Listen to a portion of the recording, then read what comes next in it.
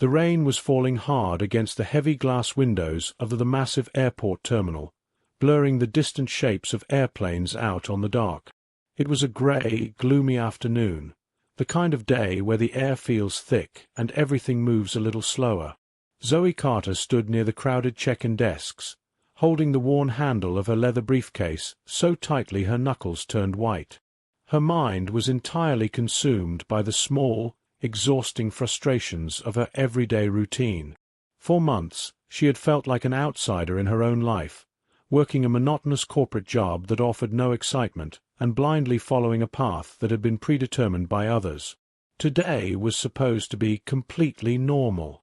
It was planned as a quick, routine 24-hour business trip to sunny Florida. A short flight south, an evening meeting in a sterile boardroom, a brief night in a standard hotel, and a flight straight back home the following afternoon. It was a loop she had executed dozens of times before, yet as she watched the rain run down the glass, a deep, unexplainable sense of dread sat quietly in her chest like an iron weight. Standing right beside Zoe was Lana, her ambitious, high-S energy co-worker who seemed to view life as a series of targets to be conquered.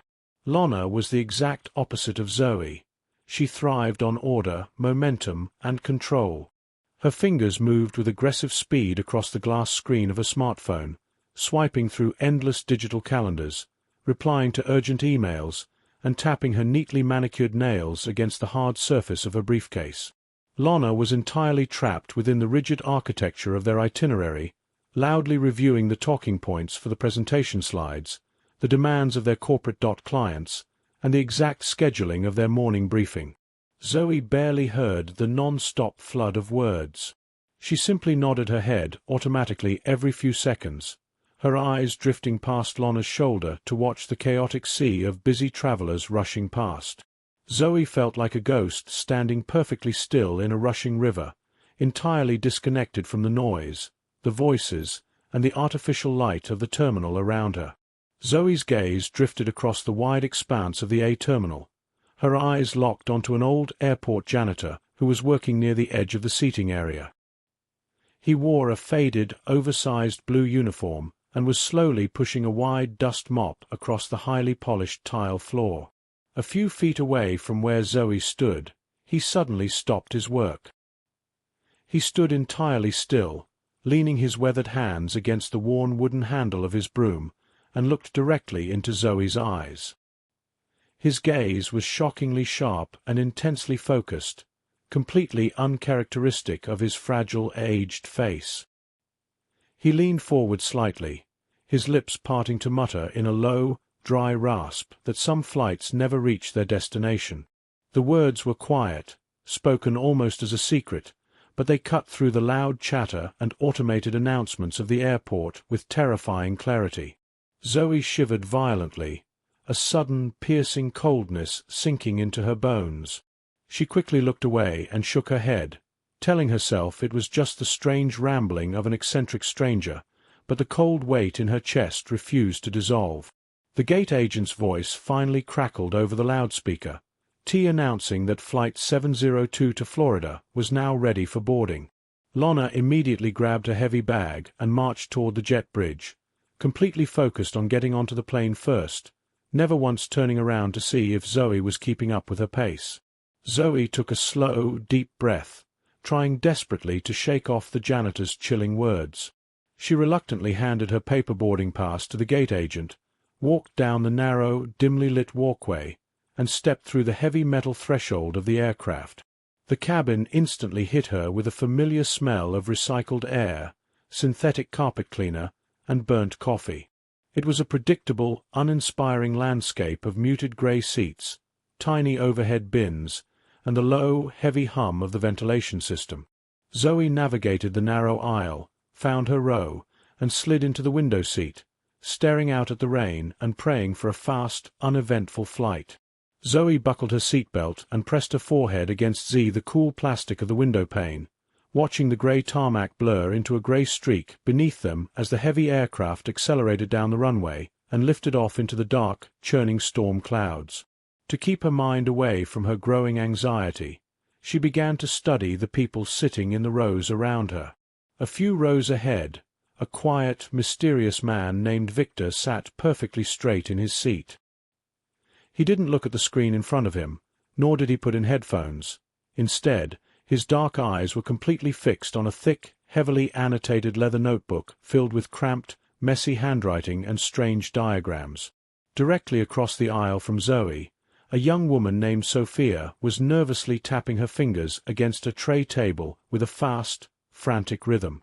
Sophia looked completely exhausted, her eyes sunken and bloodshot, surrounded by a chaotic mess of loose papers covered in complex quantum physics equations. She scribbled notes with a pencil as if she were racing against an invisible clock. The aircraft had only been cruising in the dark sky for about an hour when the first massive wave of turbulence struck. It was not the familiar, rhythmic swaying of a standard storm. It was a sudden, violent, concussive drop that caused the entire metal fuselage to groan, twist, and rattle. Oxygen masks vibrated in their compartments, and several passengers gasped in fear. Lonna's hand instantly flew out of nowhere, grabbing Zoe's arm with a tight, terrified grip that dug deep into her skin. Then, without any electrical warning, the cabin lights flickered wildly, gasped, and died completely, plunging the entire aircraft into 17 seconds of absolute, suffocating darkness. In those brief seconds, even the deep roar of the jet engines seemed to vanish into nothingness. Zoe experienced a terrifying, weightless sensation, as if her physical form were being unraveled molecule by molecule into the cold void of the sky, and then hastily, imperfectly stitched back together. When the dim, amber emergency lights finally clicked on, a heavy, unnatural silence filled the space, and Zoe fell into a sudden, deep sleep. Hen Zoe finally opened her eyes. The very first thing that struck her was the absolute absence of sound. The constant, low, reassuring roar of the jet engines had completely disappeared, replaced by a still, dead quiet that felt incredibly heavy against her eardrums. The air inside the cabin felt completely cold, stagnant, and unmoving, carrying no hint of the standard ventilation breeze. Zoe turned her head to her left, fully intending to complain to Lonna about the strange lack of air conditioning and the weird quietness of the plane, but the breath caught tightly in her throat. The seat right beside her was completely empty. Lonna's phone, her professional leather briefcase, her coffee cup, and her neatly organized corporate folders were entirely gone. Zoe stood up slowly, her heart beginning to hammer violently against her ribs as she looked down the long, empty aisle of the aircraft. Every single passenger seat was entirely vacant. Zoe walked slowly down the carpeted aisle, her hands trembling uncontrollably as she held onto the edges of the headrests for balance. The jackets, laptops, half-read books, and personal bags of over 100 passengers had completely vanished from the cabin.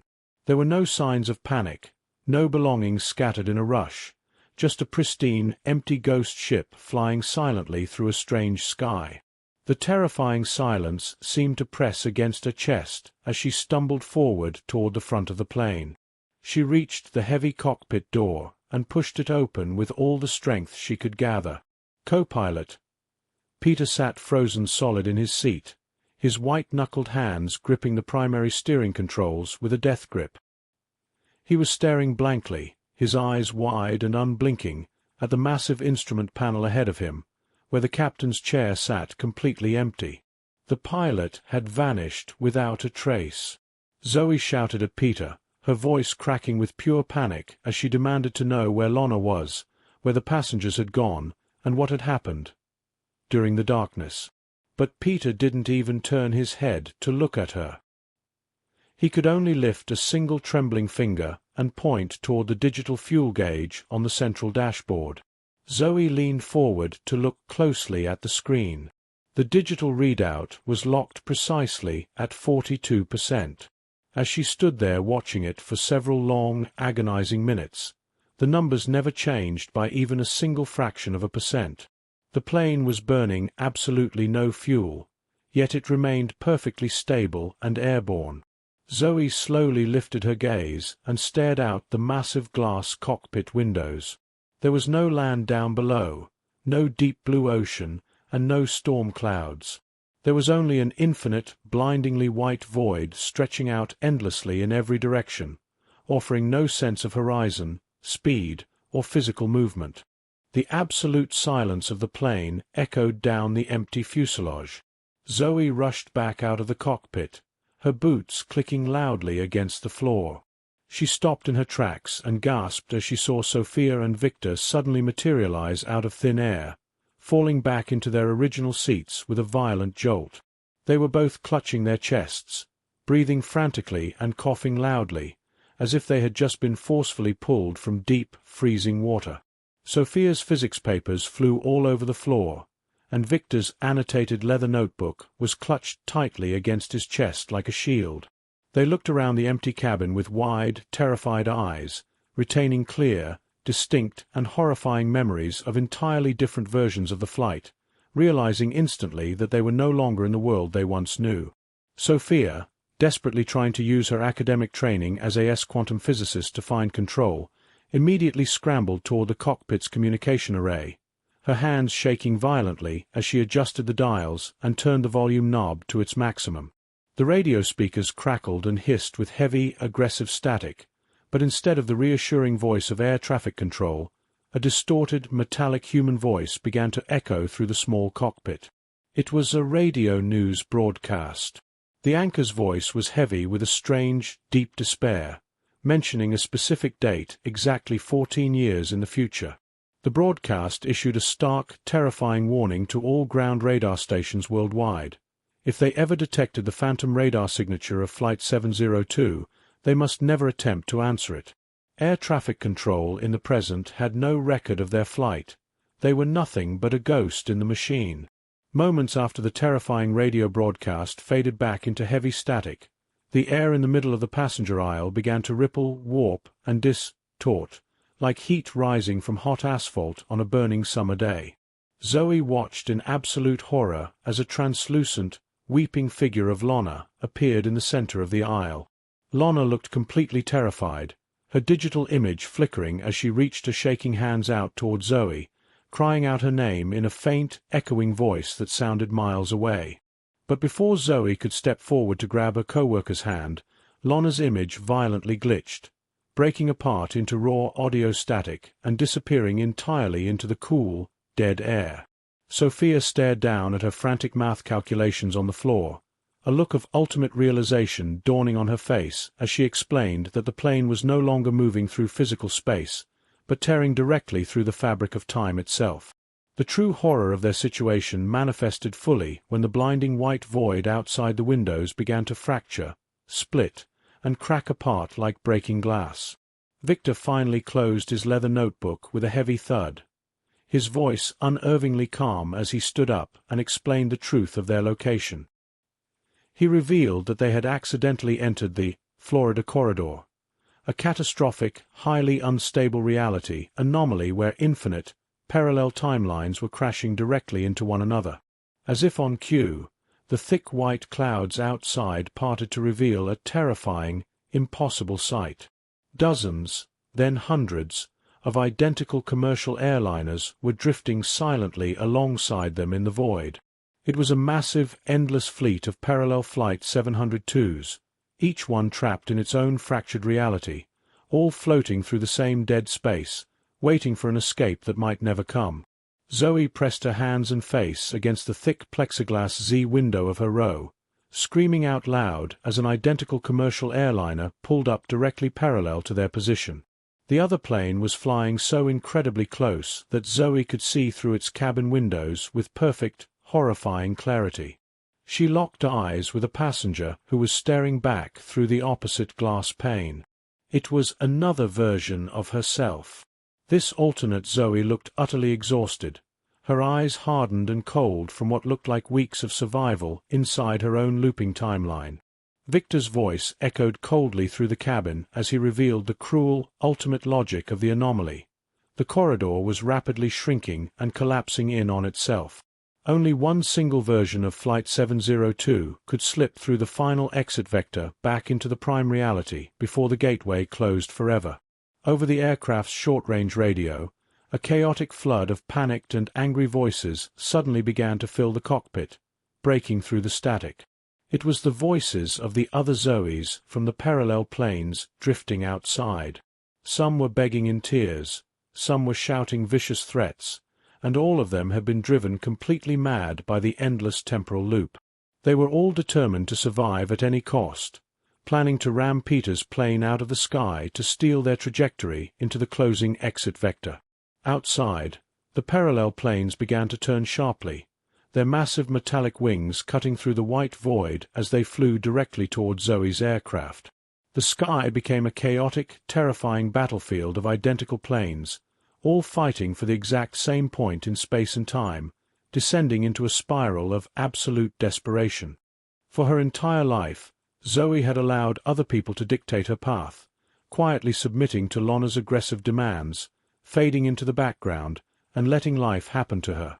She had always been a passive passenger in her own world. But as the plane began a violent, bone-rattling descent toward a bizarre, prehistoric Florida landscape that was suddenly visible through the tears in the void, a land covered in ancient, untamed jungles, massive ferns, and primal, winding rivers, she felt something shift permanently deep within her soul. Sophia screamed at her from the cockpit, pleading with her to pick a specific timeline coordinate from the instrument panel so they could fight their way through the closing gate before the entire system collapsed into nothingness.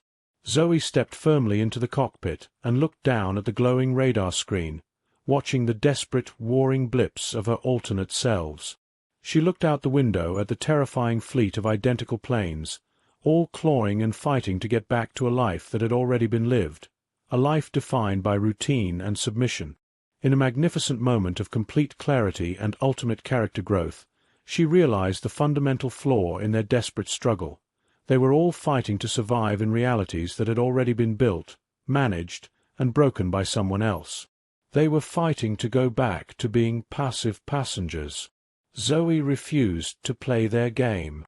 She stepped past co-pilot Peter, firmly gripped the secondary steering column, and pulled it back before slamming it entirely forward into a vertical, terrifying dive.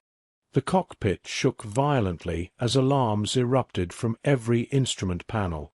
Red warning lights flashed across the dashboard, painting the terrified faces of Peter and Sophia in a crimson glow.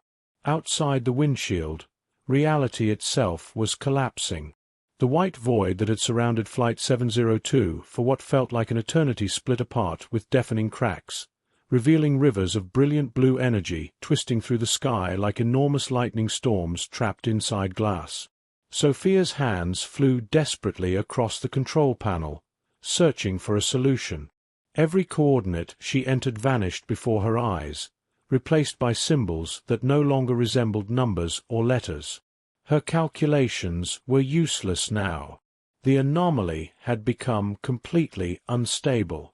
"We're out of time," she shouted. "The corridor is tearing itself apart." Peter gripped the controls so tightly his hands bled where his fingernails dug into his palms. Outside, dozens of parallel Flight 702s were being swallowed by glowing fractures in space. Some exploded into brilliant flashes of light.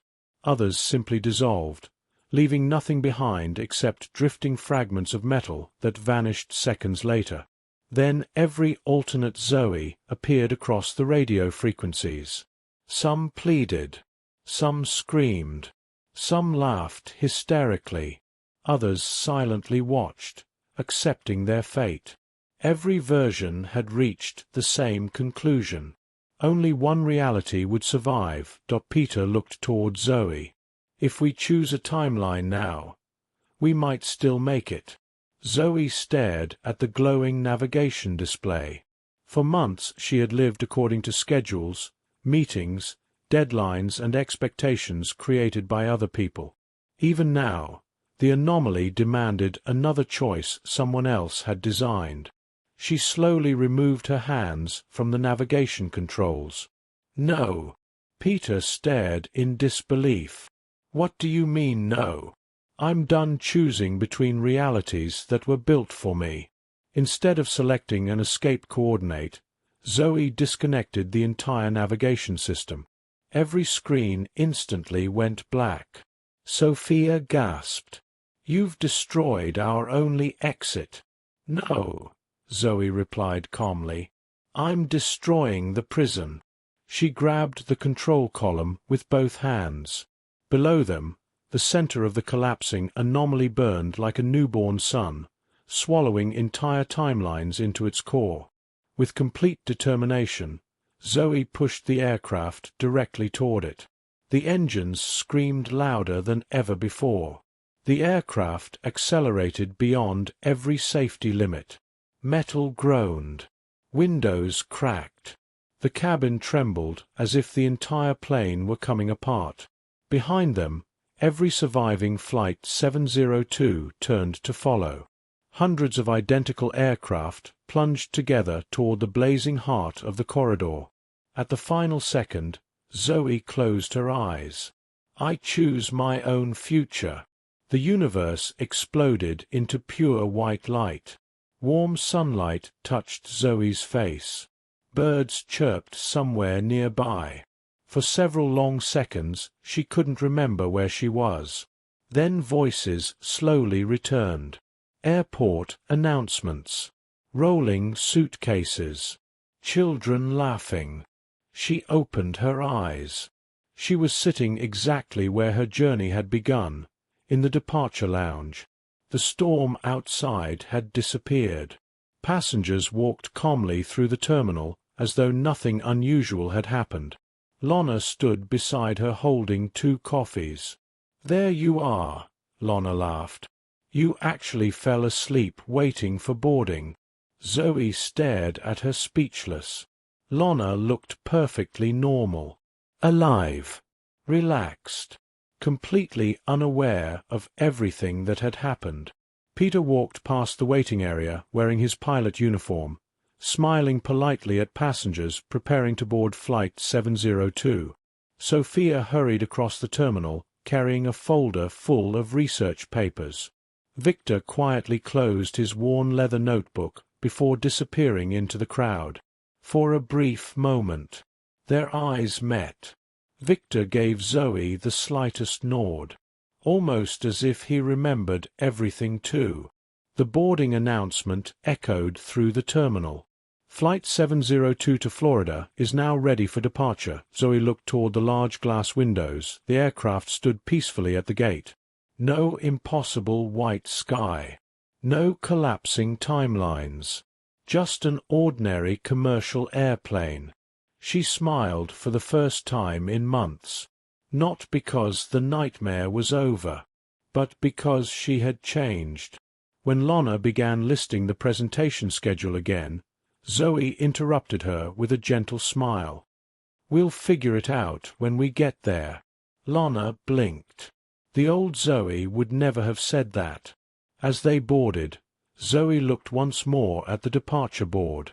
For a fraction of a second, the screen flickered. Flight 702 landed, then the words disappeared as if they had never existed. The flight to Florida was perfectly normal. No turbulence. No strange lights. No impossible silence. Laughed, watched movies and slept peacefully. Hours later, while reviewing company documents on her laptop, Zoe noticed a new email from Human Resources. Employee profile updated. She clicked it absent-mindedly. The profile opened. Her heart stopped. The employee photograph wasn't hers. It showed another Zoe. Older. Emotionless. The same hardened woman she had seen staring through the window of the parallel aircraft inside the corridor. Zoe refreshed the page. Her own photograph returned instantly. Had she imagined it? Trying to calm herself, she looked outside. Far below, hidden beneath layers of white clouds, a tiny silver aircraft flew endless circles. It never climbed, never descended, never disappeared. It simply remained there, waiting. A cold shiver ran down her spine. At that exact moment, the captain's voice came over the intercom. "Ladies and gentlemen, We'll begin our descent into Florida shortly." The announcement ended. Then the speakers crackled again. A second voice whispered softly, "Welcome back." It wasn't the captain. No one else reacted. Only Zoe had heard it. After landing, passengers walked toward baggage claim. Everything looked ordinary, until Zoe glanced at the arrivals board. Two identical listings appeared side by side. Flight 702. Landed. Flight 702. Still arriving. The second listing had no arrival time. No assigned gate. No status update. Only those two chilling words. Still arriving. Zoe slowly turned toward the enormous airport windows. Far above the clouds, a tiny aircraft continued circling silently. Somewhere inside that endless sky, the original Zoe Carter was still searching for a way home. And perhaps, one day, another ordinary passenger would board a routine business flight to Florida, never realizing Flight 702 had never truly landed. The airport lights flickered once. Just once. Every digital screen in the terminal went black before glowing back to life. No one seemed to notice. Everyone continued walking as if nothing had happened. But Zoe stopped. For a single heartbeat, every arrival board displayed the same destination. Florida. Beneath it, one message slowly appeared. Next arrival, you. The letters vanished before she could call anyone over. Lana looked back from the escalator. "Zoe, are you coming?" Zoe forced a smile and followed. Yet she couldn't shake the feeling that someone was watching her. Far above the airport, hidden beyond the evening clouds, a lonely aircraft continued its endless circle. Its navigation lights blinked softly against the darkening sky. Waiting, searching, remembering. Inside the silent cabin, one woman slowly opened her eyes.